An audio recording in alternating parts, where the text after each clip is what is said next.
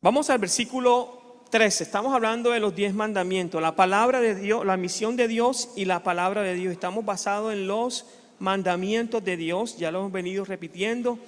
La intención mía era ir a acabar con esto, pero bueno, este mandamiento, a pesar de que es muy corto, tiene mucho que decir y la verdad estoy decidiendo qué hacer todavía. El versículo 13 dice: no matarás. No matarás. Sencilla y llanamente está dando una orden, es imperativo. No es de decisión si sí o no lo hago. No mataremos, ¿verdad? A veces que uno encuentra alguna razón o justificación. Bíblicamente vamos a encontrar algunas directrices establecidas por Dios en qué caso y sobre qué penalidad se puede o no se puede hacer, ¿verdad? La misma Biblia nos da algunas directrices, pero empecemos.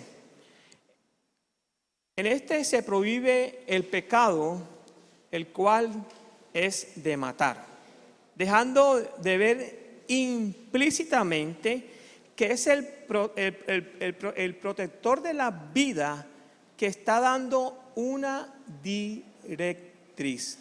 Nadie más. Ahora recordemos algo interesante que yo les decía la semana pasada, que el mandamiento anterior de honra a padre y madre, y este mandamiento hace parte de lo que corresponde a nuestras relaciones interpersonales. Lo otro correspondía a lo que es la grandeza, el poderío de Dios, y este tiene que ver con estas relaciones interpersonales. Y vamos a ir mirando paso a paso por qué. El término en hebreo que se usa prohíbe más que el simple asesinato. O sea, más que el simple asesinato. Hace referencia especialmente ante la decisión de tomar una vida humana cuando no somos nosotros quien la estamos dando. O sea, la vida humana no es tuya ni es mía. El que la da es Dios. Y el que tiene derecho de quitar o ponerla o hacer lo que sea con ella es Dios. Por eso nosotros que somos creyentes, bueno, que son creyentes, con todo respeto lo voy a decir, genuinos, tenemos que estar en contra del aborto, ¿verdad? Porque hay unos cristianos que todavía creen en el aborto. O sea, como si tuvieran autoridad sobre la vida de alguien. No, que las condiciones, que si fue violada, que si fue lo otro. Pues asesinato es asesinato, sea la causal anterior, si fue de un momento dado por una violación, lo que haya sido. Pues estamos asesinando a un bebé, a alguien que Dios está gestando. ¿Estamos claros con esto? Ahora, si usted en algún momento de su vida, o si algunos que estamos acá en esta mañana, o nos van a ver más adelante, en algún momento dado se hizo un aborto o provocó un aborto con una novia, con la esposa, qué sé yo, pídele perdón a Dios. Pídele perdón a Dios por haber matado una persona que Dios en su eterna voluntad y gracia, Él la dio. Él da la vida y nosotros no tenemos el derecho de quitarla. Amén. Ok. Cabe resaltar que el Antiguo Testamento nos muestra la historia de Israel, que el mandamiento no era absoluto, ya que más tarde se hicieron prohibiciones ante el homicidio justificable. Ojo con esto, el homicidio justificable. Y miremos entonces ahí mismo en Éxodo capítulo 21, verso 13.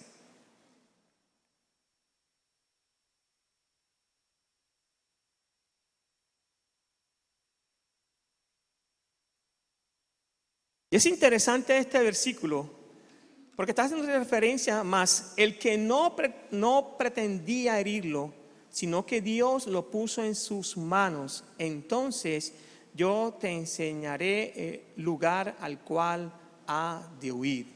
Este texto está haciendo referencia a cuando alguien comete un asesinato o un homicidio, pero aquí encontramos que es justificable. Wow, ¿verdad? En estos días hay veces que la gente quiere justificar el homicidio del que sea de cualquier manera. Ahora, qué interesante lo que está hablando. Esto no vamos a usarlo ahora. Es que Dios me está diciendo que los mate a él, estoy justificando aquí. Era el Antiguo Testamento. Otra razón que encontré allí era cuando había un accidente. Y leámoslos en Números 35, versículo 23. El homicidio accidental.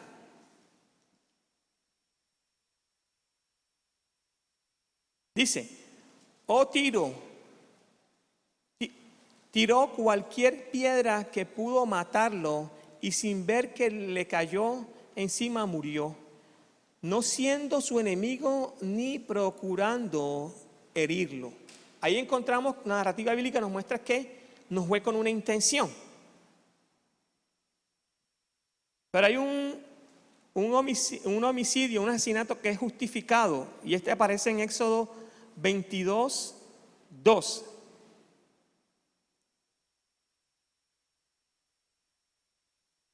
Y de pronto de esto se están apegando mucho, hasta la primera enmienda en el Estados Unidos se pega de este texto. Dice allí, si el ladrón es sorprendido forzando una casa y es herido y muere, no habrá culpabilidad de sangre. Wow. Entonces ahora lo van a colocar en su casa cuando entre algún ladrón, entonces darle con un palo. Ojo con eso. Recordemos que el principio rector aquí, ¿cuál es? No matar. No quitar la vida, porque esa vida, ese ser humano que es allí, tiene la imagen de Dios. Y quiero aprovechar y digo esto aquí como muy en confianza. Una de las cosas que cuando yo estaba en el programa de justicia y restaurativa en la cárcel de Bellavista, el Pedregal y en las otras dos cárceles, la de se me escapa el nombre ahora. El proceso de justicia restaurativa, yo le preguntaba al que cometía el delito, oye, ¿tú cómo ves eso me lo trajo Dios un día en un devocional allá en Medellín, y le decía, ¿tú cómo ves al que tú mataste? Y él me dijo, yo lo veo como un muñeco. Esa es mi percepción de él. Él es un muñeco que yo necesito acabar. Y esa es mi responsabilidad. Y además de eso, me van a pagar por esto. Entonces, muchas veces nosotros cuando estamos en este tipo de conflicto, no revisamos o no vemos a la otra persona como una creación de Dios hecha a la imagen y semejanza. Y quiero ir un poquito más adentro. Cuando de repente David, puedo tomarte de ejemplo, no hay problema, ¿cierto? Cuando de repente David y Evelyn tienen algún problema entre ellos dos, no se ven como creación de Dios los dos, sino que se ven como enemigos. Y dado de esta manera se atacan como enemigos. Siendo creyente tienes que entender que ellos son hermanos. Primero, es un principio que no podemos violar. Y como hermanos tenemos que tratarnos según lo que dice Mateo. ¿Verdad? Siéntate con tu hermano, y siéntate con tu hermano, y siéntate con tu hermano, y la gente pasa, siéntate con tu hermano a decirle una cantidad de groserías al hermano. O atacar a la persona y no atacar la idea. Por eso no hay, esto está demostrando, está dando un diagnóstico. ¿Cuál es? No han aprendido a relacionarse. Ahí el problema rector aquí es, no han aprendido a relacionarse. Y el problema de pronto no son ellos, es la herencia donde vienen. De pronto en la vida de David, no estoy suponiendo, que de repente Evelyn, la manera de solucionar el problema era diciendo, yo digo las verdades, como es que dicen así, ¿no? Yo soy una persona, estoy caridosa, digo las verdades, te la voy a decir, Evelyn, y te sientas ahí ahora mismo y te la voy pam. Y ya, amén. Ese es el modelo aplacador. Aplaca a través de su argumentación o su imposición. Y esto es una muestra de una mala relación y de una mala percepción, lo que es la comunicación. Pero lo peor de todo esto es que de repente ellos dos no se ven como creación de Dios. Y eso ahí donde a mí más me duele. Porque estas personas en Bellavista, cuando mataban a alguien o lo picaban a alguien o lo secuestraban, nunca vio a la persona con el cual cometió el delito, nunca vio el proceso del delito como aquella persona que era una persona, sino como un muñeco, como un objetivo o como un valor. Y es por eso que es un valor económico, no está, porque la muerte de alguien, de acuerdo a la persona que fuese, tenía un valor económico. Si una persona, cualquier por ejemplo, $1 millón y chao. Iban y después se montaban, iban de la Virgen que queda allá en Sabaneta, que hermosa Sabaneta, y hay una Virgen de los Sicarios, y consagraban eso allí. ¿Ah? Pero el cuento no es decírtelo tan como diciendo hoy acá. El cuento es escuchar cómo cometieron el delito, cómo picaron a la persona, porque en mi proceso de justicia restaurativa yo tengo que escuchar el caso de la persona, dónde estaba y buscar la manera de, si estaba desaparecido, ir y buscar donde lo enterraron, y luego de eso buscar un proceso de reconciliación entre la víctima y victimario. En algunos casos no se pudo dar porque la persona que había sido víctima o la familiar que había sido víctima dice, yo no quiero verlo. Pero a veces tenemos esa percepción, vemos una persona y tu marido es un hijo del diablo. No es hijo del diablo, es hijo de Dios. Pues. Si es creyente, claro está. Y si no es creyente, es creación de Dios, imagen de Dios, imagum Dei, dice en el latín. Imagum Dei, o sea, es la esencia de Dios que tenemos el ser humano. Pecador, claro que somos pecadores. Que por gracia estamos firmes, claro que sí. Pero entendamos esto. Ahora, la justificación, el accidente o lo que dije anteriormente no me da la mil pie de tomar la decisión de acabar a ninguna persona. No. No, Señor. Este mandamiento y verbo no se aplica a Israel en la guerra. Porque aquí ataco algunos argumentos que algunas personas dicen. Pero, mira, es que Israel como mató tanta gente, que no sé qué. Estaban en guerra. ¿O no?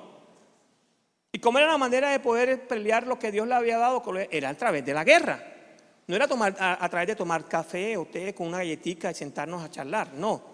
Esa es la dinámica de la historia de los pueblos, cómo se fueron alcanzando los persas, los griegos, los medopersas. Todos ellos vinieron e impusieron su gobierno. Y no fue pidiendo permiso, ni pidiendo perdón. Ellos lo hicieron y las naciones subyugadas a ellos. A diferencia del reino de los cielos. Y eso me encanta. El reino de los cielos, cuando viene a nosotros, transforma nuestra vida y no lo hace de una manera tan agresiva, lo hace de una manera tan amorosa para que nosotros lo entendamos y que nosotros podamos acceder por la gracia de Dios al reino de los cielos y podamos tener claridad de que Dios está hablándonos para que nosotros nos vayamos a su reino. Amén. Ahora, quiero adelantarme un poquito aquí y hablar sobre algunas... el mandamiento tiene, además de todo lo que ya hemos expuesto, 2 puntos muy importantes. No debemos de dañar a otras personas ni a nosotros mismos. Y paro aquí un momento. Cuando hablamos de dañar a otras personas, y quiero hablar de, no debemos dañar a otras personas a través de su reputación. Y cuando nosotros dañamos la reputación de alguien, estamos cometiendo el mismo nivel, lo que dice el texto bíblico, estamos matando a la persona. Y hay personas que no se han leído la carta de Santiago, sobre la lengua. Pero oiga, ni la ha leído, ni la ha memorizado y no la ha vivido. Y por eso toma su lengua y daña la reputación del otro sin medir distancia. Es que la reputación es un bálsamo hermoso. ¿Cuántos creemos eso, verdad? Que es un bálsamo hermoso. Es de una gran crueldad el asesinato a alguien en su reputación. Cuando usted y yo calumniamos o difamamos, Según la historia del Tertuliano, que dijo, un historiador tertuliano dijo, que los cristianos de su tiempo fueron acusados de infamia y los tacharon de incestuosos. Debido a esto, ellos fueron decapitados. ¿Saben quién era Tertuliano? No. Bueno, búsquenlo en Google. Tertuliano fue un escritor que reconoció y escribió sobre la historia de la iglesia, ¿verdad? Y habla sobre el tema. Recuerden que hay un tiempo donde los cristianos fuimos perseguidos, además de ser perseguidos, fuimos quemados y fuimos metidos al circo, ¿verdad? En medio de eso, todo era por calumnia, por difamación. La hermana Juana, ella es cristiana, pero ella no sé qué, le decían, y lo cogían y lo llevaban y por eso lo mataban. Ahora, estamos hablando de algo que aconteció en su momento dado, pero es cuando de repente tú tomas a una persona y hablas de ella o difamas de esta persona, ¿cómo queda esa parte hermosa, ese bálsamo hermoso que tiene que ver con la reputación? ¿Cómo queda ese bálsamo hermoso? ¿Cómo queda? Ahora demostramos bajo cualquier punto de vista que entre cristianos, no puedo hablar entre los demás porque de repente la gente del mundo, aunque hay gente en el mundo que tiene buenos principios, buenos valores, que dice yo esto no lo voy a hacer nunca. Lo doloroso en medio de todo es ver a que un pueblo que es redimido lo haga. En el momento en que usted y yo dañamos la reputación de una persona, lo que estaríamos haciendo es una decapitación de ellos o de él. Ahora, siempre el justo corre y se pone en buen papel. Y después viene el otro y lo descubre. Eso lo dice el proverbio. Se pone en buen papel. Por eso hay que escuchar la historia de ambos lados. Hay que revisar la historia detenidamente. El segundo principio que logro ver aquí, no debo dañar a otras personas físicamente. Y es interesante ver que hay gente que cuando no puede llegar a alguien, lo que hace es atacarlo físicamente. Y ahí es cuando en los hogares se dan trompadas, que no debe existir eso. Si una esposa le pega a su esposa, esto fue algo bien interesante porque en mi tiempo en el seminario hubo un debate sobre esto y recuerdo que un hermano me dijo, eso es para los pastores, tú Harold que eres pastor, pero a mí sirviendo en una iglesia o ayudando en una iglesia, una hermana me viene con que es que mi esposo me pegó, yo digo, vamos para su casa y voy con un palo, con un revólver y le voy a dar palo al esposo, porque yo no soy pastor, yo soy académico. Me decía él, ¿verdad? Pero ¿cuál es el proceso? Yo no debo tocar a la persona. Y cuando de repente yo me siento que estoy ya bien desesperado, molesto y vengo y le pego a la otra, estoy demostrando poco valía de la otra persona. Debo respetar a la persona con que yo estoy. Ahora, es interesante ver esto y lo vamos a revisar un poco más adelante y de pronto me estoy adelantando. Este texto nos está enseñando algo bien especial, tiene que ver con las relaciones, hermano. Si yo me relaciono bien o me relaciono mal con alguien, de repente tengo que ver si yo soy el del lío y no es la otra persona. De pronto es mi cosmovisión y no la otra persona. Por eso en medio de esto hay que sentarse y comunicarse con la otra persona. Hablar abiertamente. Y yo voy a decir esto con mucho dolor. Yo noto que nosotros los evangélicos somos las personas que menos comunicamos. Somos muy dados a dar cosas supuestas. Yo creía, pastor, o yo creía, mi amor, o yo creía, Harold, o yo creía. Y no podemos estar creyendo así nomás. No podemos vivir de suposiciones, hermano. No, perdónenme. Es que yo creía que Álvaro estaba casado. ¿Y por qué no le preguntaste a Álvaro? Es que yo creía que usted de pronto venía el domingo. ¿Y por qué no me preguntaste? Ustedes viven de suposiciones en suposiciones. Negativo, está mal. Está mal. No supongan, si no verifique lo que usted tiene que hacer, lo que tiene en su cabeza. Pero es una mala costumbre que yo he encontrado en nosotros los evangélicos, desafortunadamente. Y la otra, que en vez de sentarse con otros hermanos, lo que hacen es hablar. No, hermano.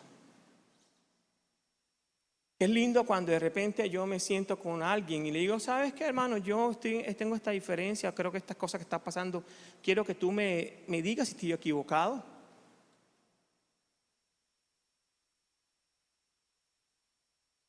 O quiero que tú me hables si yo estoy tomando una mala decisión o estoy pensando en una decisión. O entre los matrimonios, que yo pensaba, mi amor, que tú ibas a traer el arroz y tú me dijiste algo del arroz. No es que tú sabes ¿cómo sabes tú que yo sé que no hay arroz en la casa? O que tú quieres comer arroz de marisco hoy ahí en el patio de la iglesia. ¿Cómo sé yo?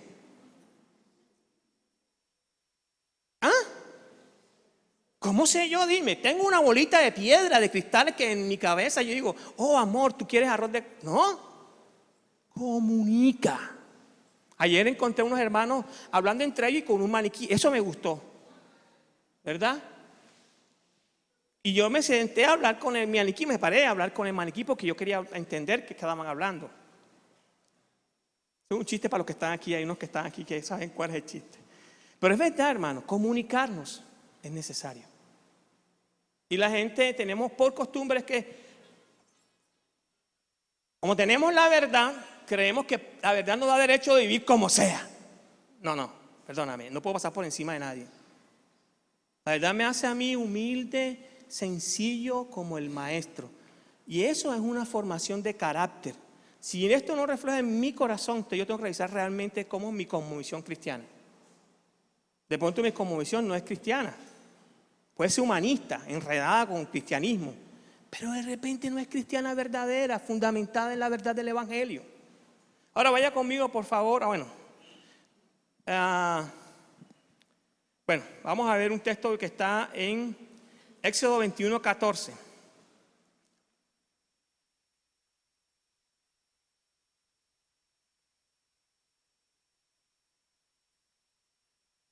Éxodo 21, 14.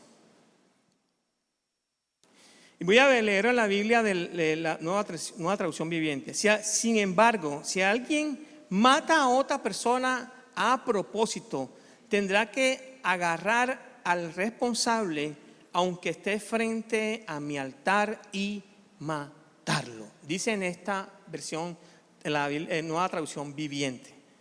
Y es interesante esto. ¿Frente de cuál altar? Frente al altar de Dios. O sea, estamos hablando que supongamos que este es el altar donde Dios se manifiesta. Y si alguien ha matado y viene alguien aquí, tómalo y mátalo.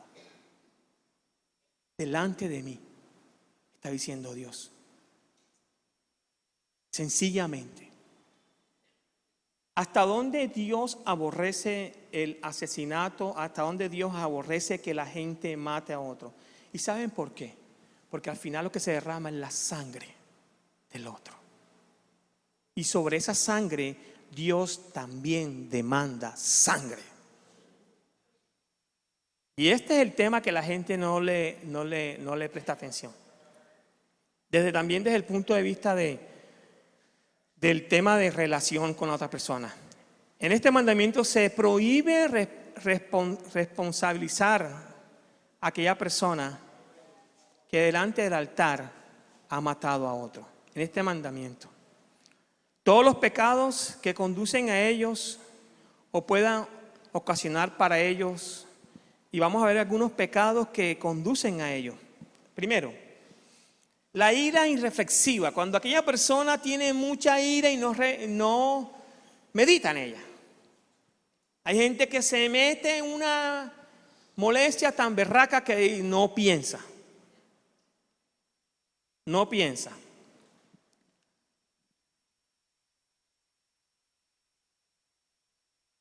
Cuando uno se aira muchas veces puede cometer un asesinato. ¿Y cuál asesinato? Puede ser un asesinato de matar a alguien, o puede ser el asesinato de herir a alguien físicamente, o el asesinato de la reputación de alguien. Ahora la manera de quitarme, ¿cuál es? Voy a hablar mal entonces del hermano Álvaro. Voy a hablar mal de mi esposa Evelyn con mi suegra. Suegra, imagínense que Evelyn se está portando mal, ni me lava la ropa y me regaló un pantaloncillo partido el día del padre.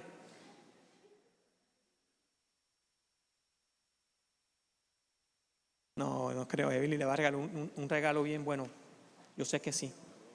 Ya te lo dio. Además de los 3 regalos que te dio adelante, ¿no? Las 3 pelas esas que me he dicho, y ante todas las chiquiticas, que esa es un dicho, pues fuera de serie, ¿verdad?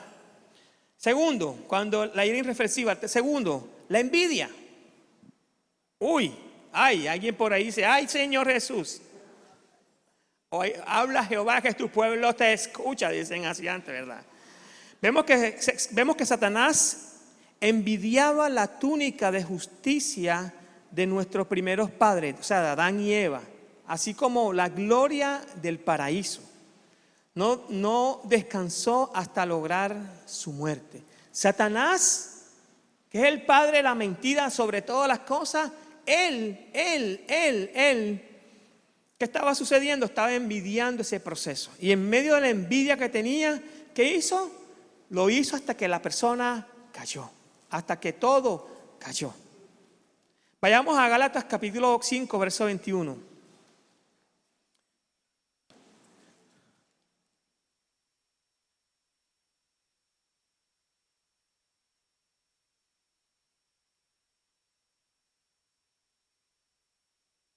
¿Vamos bien o no?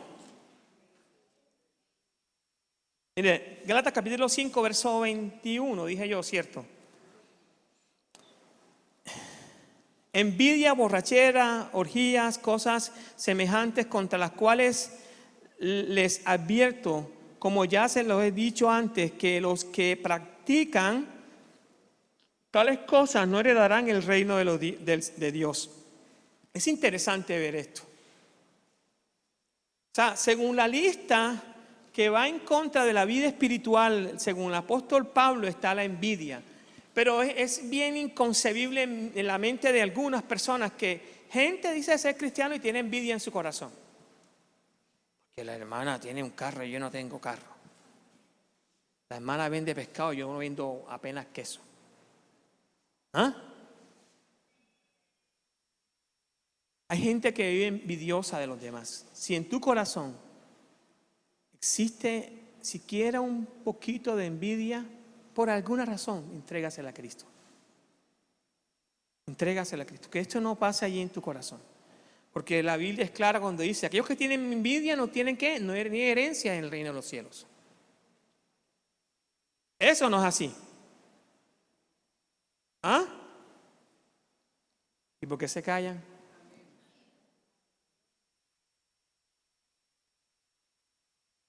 Hermano, si nosotros cultivamos la envidia, eso daña nuestra relación con los demás. Y a veces tenemos una relación hipócrita.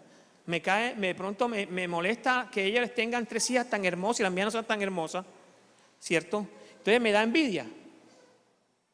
O porque yo veo a Evelyn enamorada de David y mi esposo no está enamorado de mí. Será miércoles, David. ¿Verdad?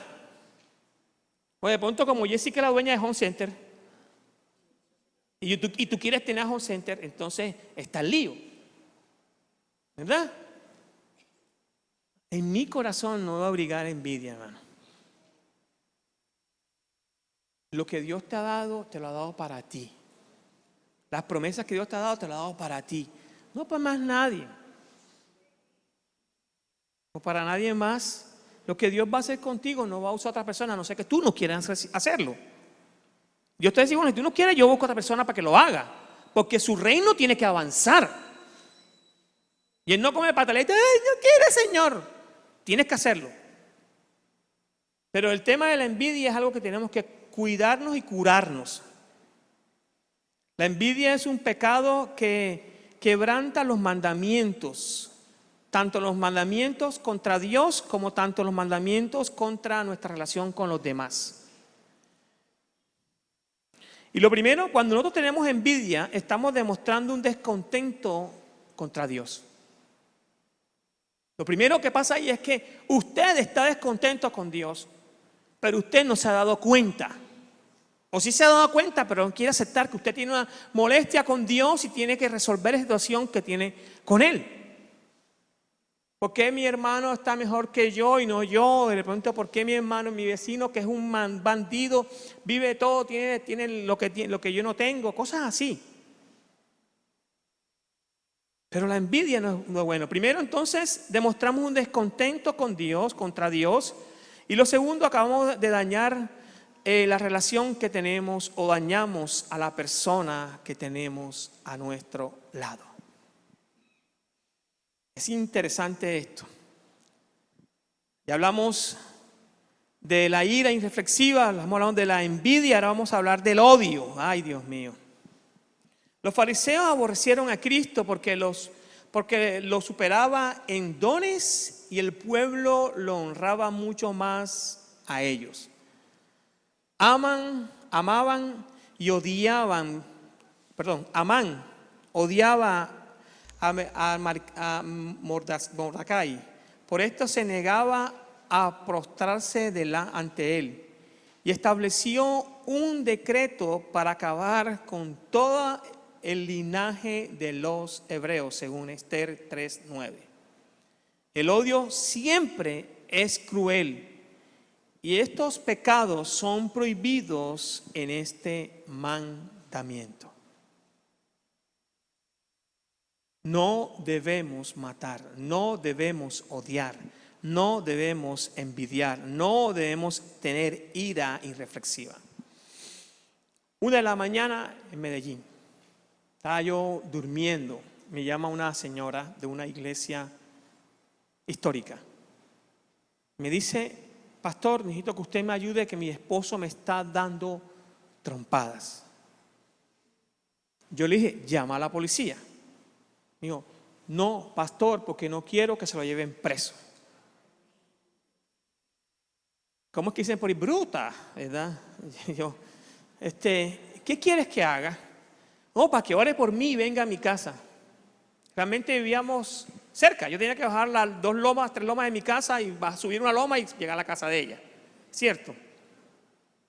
Pero yo le dije: no, llama a la policía, yo voy a orar desde mi casa.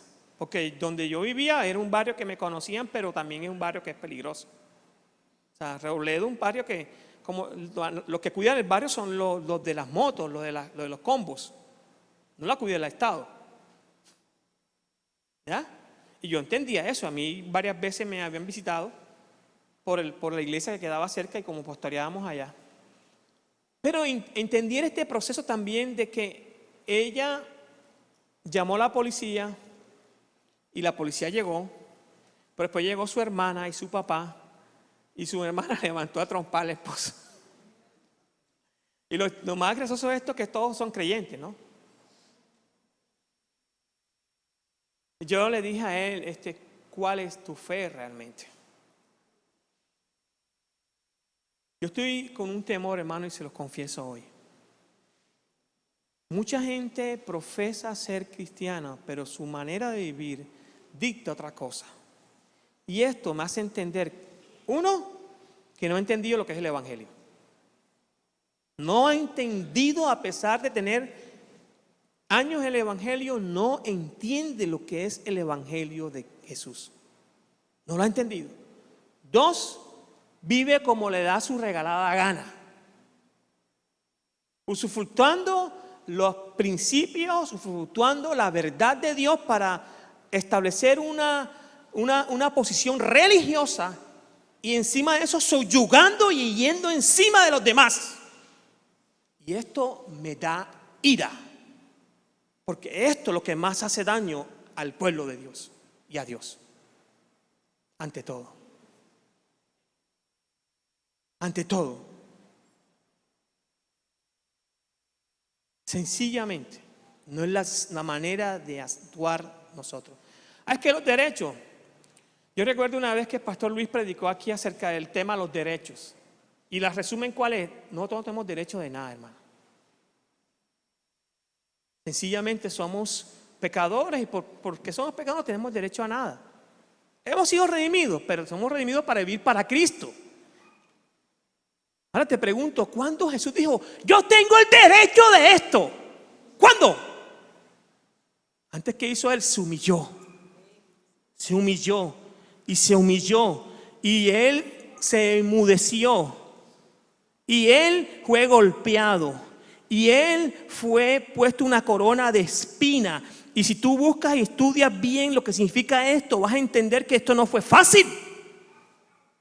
No es una gorra que te pones y ya, y te ves chévere.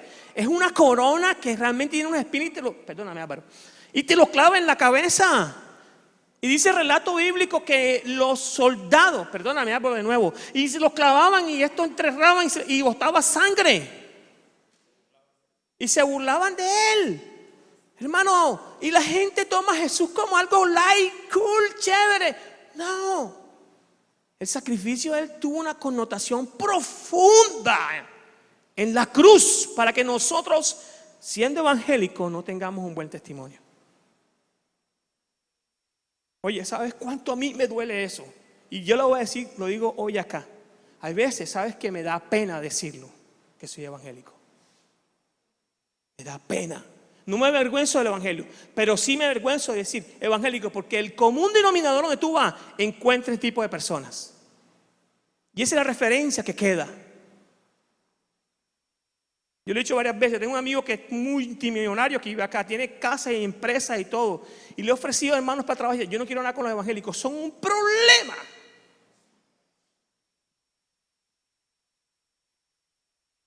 Son un problema los evangélicos. ¿Qué fama tenemos? Ahí viene la princesita.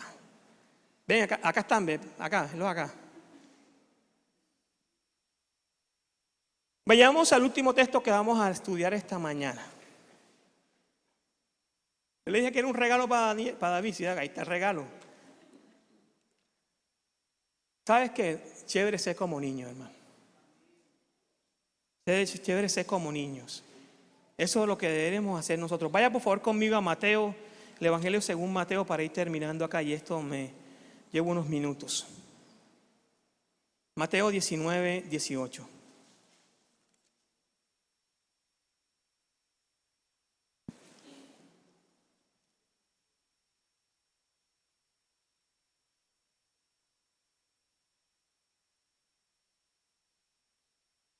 Ahora, estamos haciendo algo bien particular aquí. Jesús, en el Evangelio de Mateo, que te ha dirigido a ¿quiénes? A los judíos. A los judíos. ¿Quién eran los judíos? Los que conocían la ley.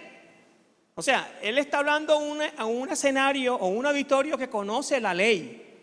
Está hablándole a ellos. Y miren lo que pasa aquí. Y vamos a leer todos los versículos que están del versículo 16 al 22 para entender todo el contexto. Hay una imagen que te mandé, sí. ¿La tienes a la mano? Sí, por favor. Ok. Yo quiero aprovechar para hacer una enseñanza particular aquí. Para que entendamos cómo debería ser un acercamiento, para que entendamos cómo debe ser nuestro acercamiento ante la palabra de Dios. Y cada capítulo está formado de oraciones. Y estas oraciones están formadas de párrafos. Y estos párrafos están formados de capítulos o secciones. Y hasta ahí vamos bien. Hasta ahí vamos bien. Pero muchas veces nosotros los cristianos lo que hacemos es tomar una oración de un contexto, de un capítulo o de un párrafo, y lo ponemos como ¡pum! Allí. Y ya dije la palabra de Dios. Pero ese concepto en sí, sin el párrafo, sin el capítulo, la sección y sin el libro o toda la Biblia, no tiene el sentido comunicativo que debe tener. ¿Y qué hacemos nosotros? Mal comunicamos lo que el texto bíblico viene diciendo. Y mal comunicamos o mal aprendemos ese proceso, y aquí en la cabeza lo tenemos así. Y como tenemos así, vivimos así. Y así lo expresamos, decimos, esa es la palabra de Dios. Yo no tengo duda que es la palabra de Dios. Pero sí tengo duda que usted se ha acercado mal al texto. Malísimo. Y es por eso que la gente no entiende lo que es la soberanía de Dios. ¿Por qué? Por la falta de estudiar correctamente el texto. Ahora, voy a llegar a la oración. La oración está compuesta ¿por qué? Dígame, sujeto, verbo, predicado, ¿verdad? Y cada uno de estos temas lingüísticos, ¿qué denota? Una acción, ¿verdad? ¿Una qué? Una persona, correcto. Entonces tenga en cuenta que cuando usted se acerca a la Biblia, tiene que verlo también desde la literatura. Es palabra de Dios, pero es literatura. Y tenemos que tener ese acercamiento a leer. No coger y leer como si como vienen esos budolayas antes. ¡Brum! No. Que me iba a subir al bus, ya se fue el budolaya. Por citar un bus, ¿verdad? Entonces la oración, ya dijimos lo que tiene, pero también tiene un párrafo. El párrafo tiene una idea comunicativa para lo que quiere decir. Y encima de eso tiene entonces un capítulo de una sección que también tiene una manera de comunicar, pero también tiene un capítulo, un libro entero. Cada libro tiene una idea central y cada libro tiene una manera a una audiencia a quien está hablándole. Yo no puedo tomar sin tener en cuenta que el Evangelio de Mateo fue escrito para los judíos, pensar como gentil, porque no es la idea comunicativa del escritor que fue Pedro. Y lo hago con intención de que usted se acerque a la Biblia correctamente, no demostrando que yo tengo más sabiduría de usted, que Dios me libre de eso. Ahora, yo no tengo que meterme en esto porque esto depende para estudiar. Yo estoy en un grupo de hermanos que estamos estudiando y acercándonos a la Biblia de una manera distinta. La intención es aprender en este proceso. Pero en medio preparado de todo esto, Dios mío, háblale a la iglesia, enséñale a la iglesia. Porque de repente el acercamiento mío desde un párrafo, una oración, puede ser equívoco ante lo que quiere decir con el capítulo, lo que quiere decir con el libro y con lo que tiene que decir con la Biblia en general. Y estoy haciendo una mala interpretación, lo que se llama en teología una exégesis. Poner a decir un texto lo que no está diciendo. Y de eso, desafortunadamente, uno encuentra montones de gente que lo hace. Montones. Ahora miremos el texto bíblico, por eso vamos a leer todo el contexto del texto o de la sección. Versículo 16, Mateo 16, 19, 16. Y un hombre se acercó a Jesús y le dijo: Maestro, ¿qué cosa buena haré para obtener la vida eterna? Jesús le respondió: ¿por qué me preguntas acerca de lo que es bueno? Solo uno es bueno, pero si deseas entrar en la vida, guarda los mandamientos. Versículo 18, que es el versículo que yo les dije a ustedes. ¿Cuáles?, preguntó el hombre. Y Jesús respondió: no matarás, no cometerás adulterio, no hurtarás, no darás falsos testimonios, honra a tu padre y a tu madre, ama a tu prójimo como a ti mismo. Y el joven le dijo: todo esto lo he guardado. ¿Qué me falta todavía? Jesús le respondió: si quieres ser perfecto, ojo pues que cambia de ser bueno a ser perfecto. Ahí cambia la narrativa bíblica, cambia enseguida, el concepto cambia. Y tienes que pillarla en el proceso de lectura. Si quieres ser perfecto, ve y vende lo que posees y da a los pobres, y tendrás tesoro en los cielos. Y sígueme, sé mi discípulo. Pero al oír el joven estas palabras, se fue triste, porque era dueño de muchos bienes. Es claro que Jesús está hablándole ¿a quién? Al joven rico, ¿verdad? Hace parte de... Jesús estaba en Judea en ese momento y pasan algunas cosas, y es interesante que usted pueda encontrar el versículo 13 hasta el versículo 15 nos habla específicamente que Jesús bendice a los niños. Después viene lo que es la narrativa bíblica del joven rico. Después viene el peligro de las riquezas. Y aprovecho una vez lo que dije anteriormente. Dios permita que nosotros seamos como niños, sencillamente. Porque los niños son sensibles, obedientes en todo a sus padres, a algunos padres o no. De pronto estoy diciendo una falacia de generación, pero por general es así. Pero es interesante cuando los niños hablan o dicen las cosas de una manera espontánea.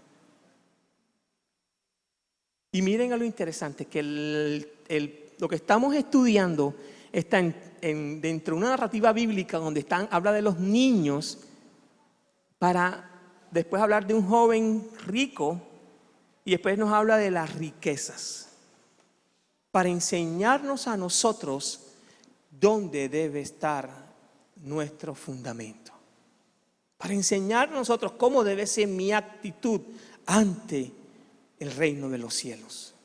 Ahora, vayamos a estudiar un poco el texto bíblico. Ya lo dije anteriormente, el texto hay que leerlo en el contexto y revisar detenidamente. Entiendo que toda esta narrativa bíblica aparece. Ahora, en Lucas capítulo 18, versículo 18, usted no lo va a buscar, nos habla de que este joven era rico. Describe al joven rico. Y además de describirlo, lo describe como un joven que era rico y era un dirigente. Y nos deja ver algunas actitudes como se acerca confiado y controlador como toda persona que se la sobra, es sobrado. Me la sé y me acerco ante mi Dios como el que yo estoy sobrado delante de ti.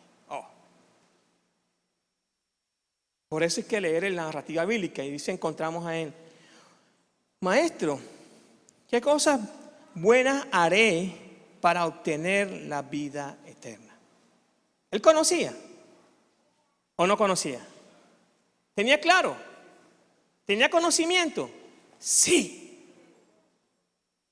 Y según Lucas nos hace entender que esta persona conocía y tenía un puesto que era reconocido en el proceso, ¿verdad? Como un diligente. Pero también era confiado mucho en sí mismo.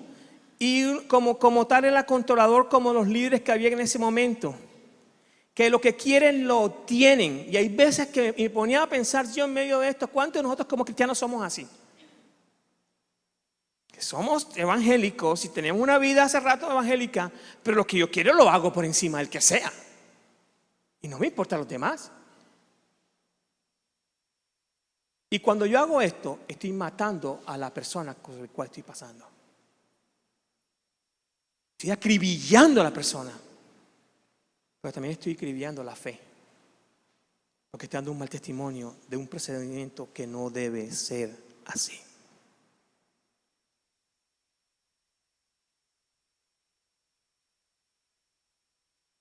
¿Están conmigo o se fueron, hermano?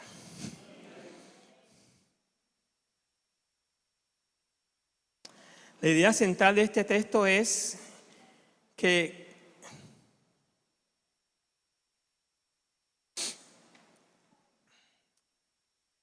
este hombre quería tener la vida eterna. Y para tener la vida eterna creía que con una práctica de buenas obras iba a entrar al cielo. Esa es la idea central de este pasaje, de estos versículos. O el hilo conductor, la idea exegética, como dicen algunos. Él está muy tranquilo porque dice, como estoy viviendo con lo que estoy haciendo, como estoy ayudando, como tengo bienes. Recuerden que los judíos practican la entrega de limosna. Es una práctica que ellos tienen, no es un tema si pueden o no pueden. Ellos lo hacen porque esa es parte de su creencia, de su dogma. Y viene Jesús y se mete en su vida y comienza a escudriñar el proceso. Pero también algo que me encontré en el texto bíblico, que hay dos perspectivas acerca del bien. Una perspectiva que tiene el joven rico y la otra perspectiva que tiene Jesús. Como los únicos personajes que aparecen en la narrativa bíblica son Jesús y el joven rico, encontramos que este joven rico tiene una perspectiva de lo que es el bien y lo que condiciona el ser el bien. Y para él hacer el bien era ¿qué? ¿Qué era según el texto bíblico? cumplir la ley. Como cumplía los mandamientos, y él se sentía que él estaba bien. Y eso es lo que era buena persona para él. Y a veces somos como evangélicos. Yo voy a la iglesia, levanto las manos, adoro al Señor y yo estoy cumpliendo eso. Pero tú no tienes nada que ver con tu hermano y lo pasas por encima, o con tu vecino. ¡Wow! ¿Qué evangelio estás viviendo? O de repente Evelyn le coge y le pega una cachetada a David, que no lo permite a Dios porque David le pega duro. No, mentira. Pero, en serio, lo pasa encima de David. O de repente descalifica a Evelyn a su esposo delante de sus hijas o delante de otras personas. Ahí estás cometiendo un asesinato contra David. Pero no lo vemos así. Sencillamente tú estás viviendo un evangelio equivocado. Y eso no le agrada a Dios. Para el joven lo que era bueno tiene que ver con practicar o cumplir con los mandamientos establecidos en el decálogo de los 10 mandamientos, o lo que está establecido en Deuteronomio 5, capítulo 5, versos 20 al 21. Para nuestro Señor la práctica de los mandamientos va mucho más allá que practicarlo y solamente hacerlo.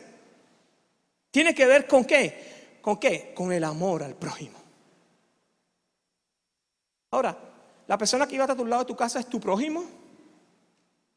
¿O no? ¿La persona con que tú te relacionas en el trabajo es tu prójimo? ¿Ves por qué a veces actuamos mal contra esta persona? O tu esposo es tu prójimo, tu suegra es tu prójimo, tu suegro es tu prójimo, los papás son prójimos. Y conectemos esto enseguida. La semana pasada hablábamos de honrar a los padres. Si yo tengo claridad de ser cristiano y honrar a mi padre, pero yo entiendo que mi padre no ha sido el buen padre que debe ser, entonces yo tengo que tomar y reconocer: Dios, yo tengo un problema con relacionarme con mi papá.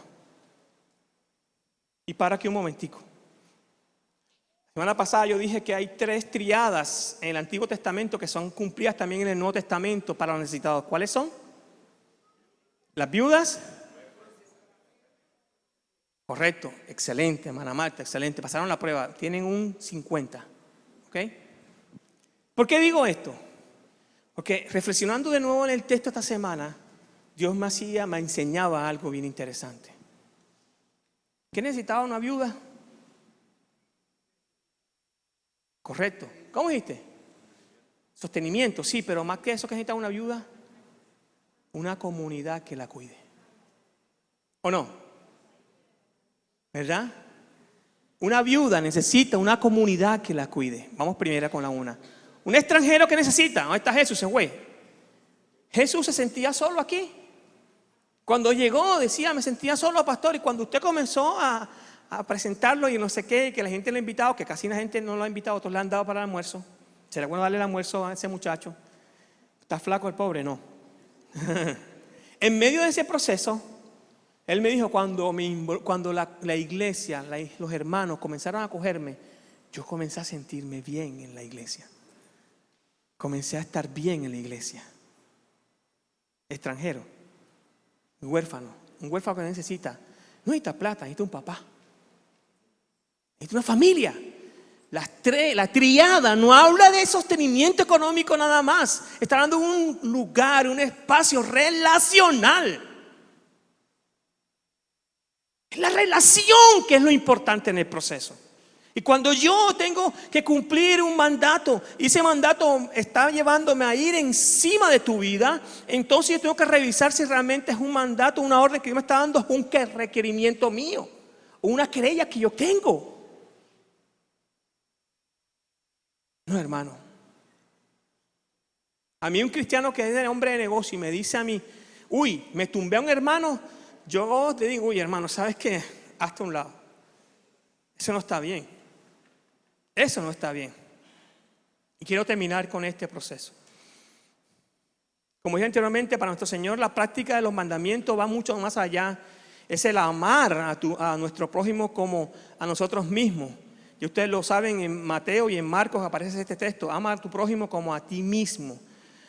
Son los que están en el decálogo, son los que están en el decálogo. que afectan nuestra manera de ver las cosas. Ahora yo quiero que revisemos un texto bíblico más aquí, que es el versículo 20. Dice, el joven dijo, todo esto he guardado, ¿qué me falta todavía? Wow. Este man tenía una posición bien alta. Jesús le respondió, si quieres ser perfecto, recuerden que si quieres ser bueno, son dos cosas muy distintas en la misma esencia de la palabra. Ve y vende lo que posees y dalo a los pobres, y tendrás tesoro en los cielos, y ven y sígueme. 2 puntos acá. Uno, que la invitación que está haciendo es a vender todo lo que tiene.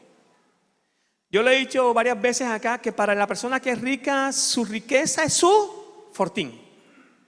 Para las personas que tienen dinero, ese dinero que tienen ratifica su fuerza.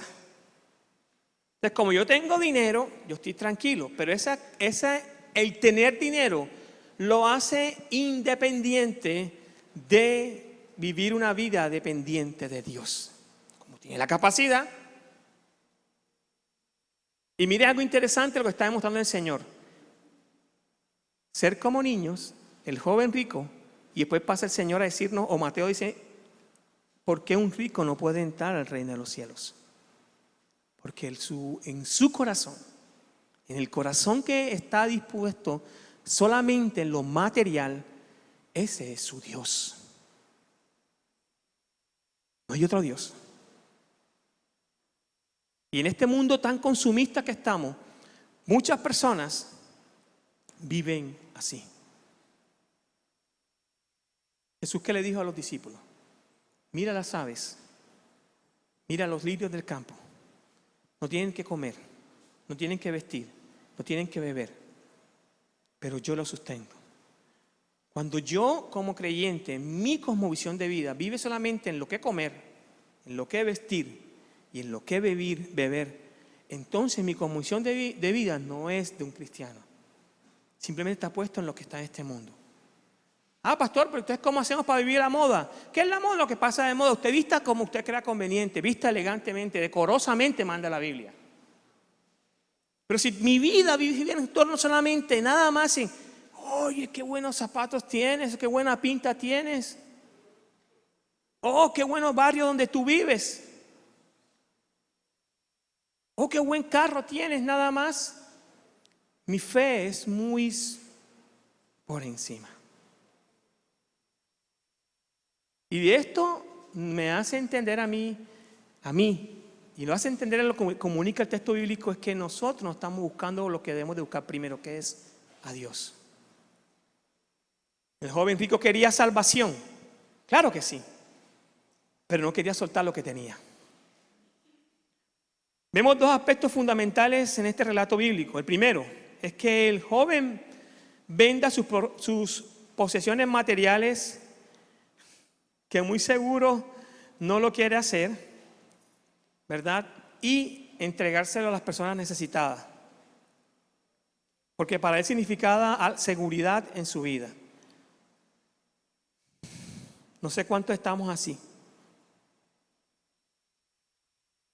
Y allí hay un himno que tengo aquí, mientras que estudiaba esto. Dice, puedo oír tu voz llamando. Dice, puedo oír tu voz llamando. Puedo oír tu voz llamando. Puedo oír tu voz llamando. Con mi cruz hoy vengo en pos de ti. Yo te seguiré en el huerto.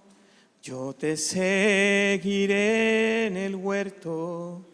Yo te seguiré en el huerto.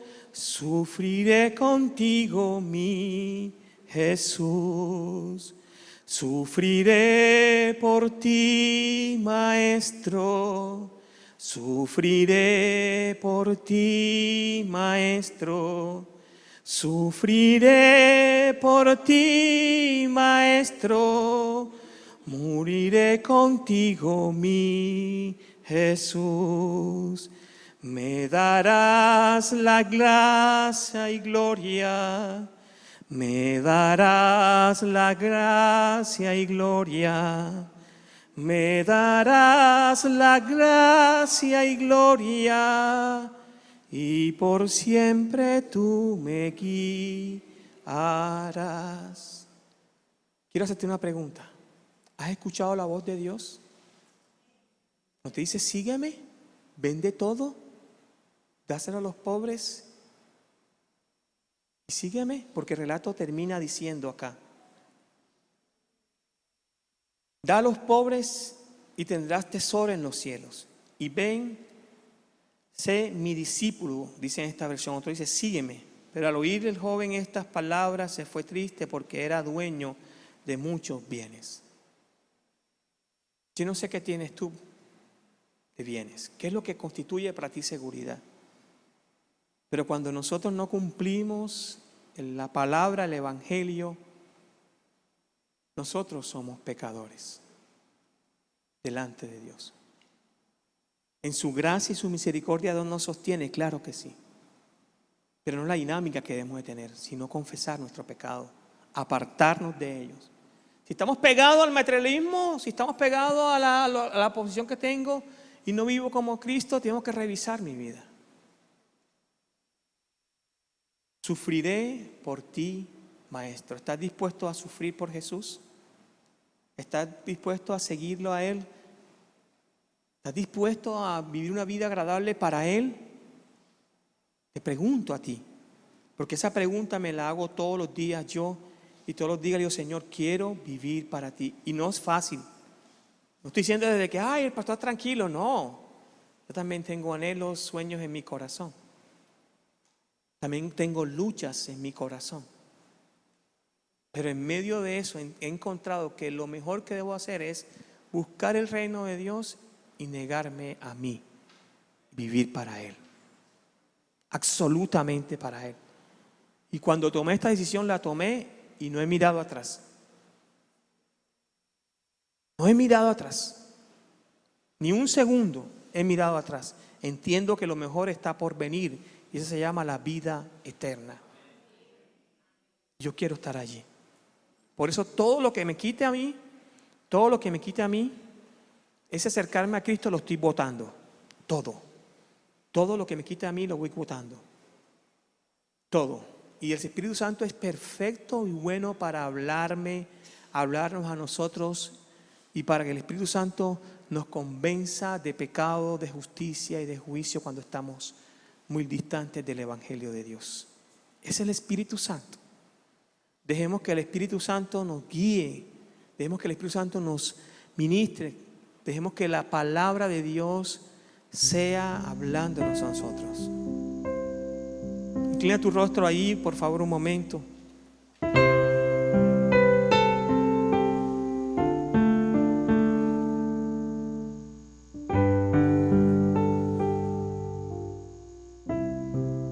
Ora al Señor ahí donde estás.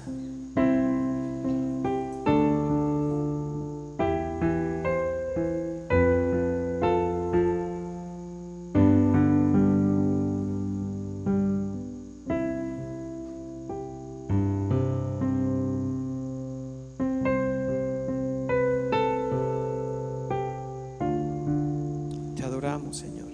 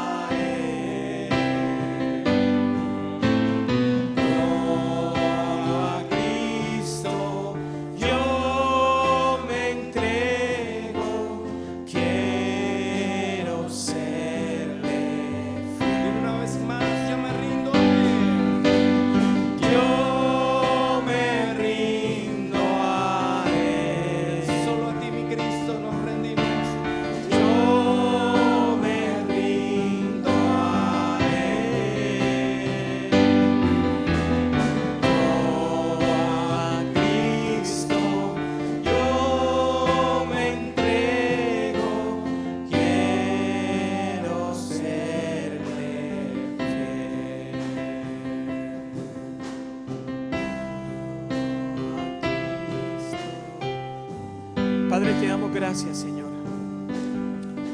Gracias te damos por esta hermosa mañana y por hablarnos, Señor. Gracias por un día más de vida. Ruego que nos lleves a donde vayamos o a los que vamos a comer el arroz y compartir con otros, poderlo hacerlo en plena armonía contigo y con los demás, Señor. Nos rendimos a ti en esta mañana, Señor. Nos rendimos a ti. Hermano, yo te invito a que te coloques sobre tus pies y adoremos al Señor. Adora al Señor. Yo me rindo a Él. Vamos. Yo me rindo a Él.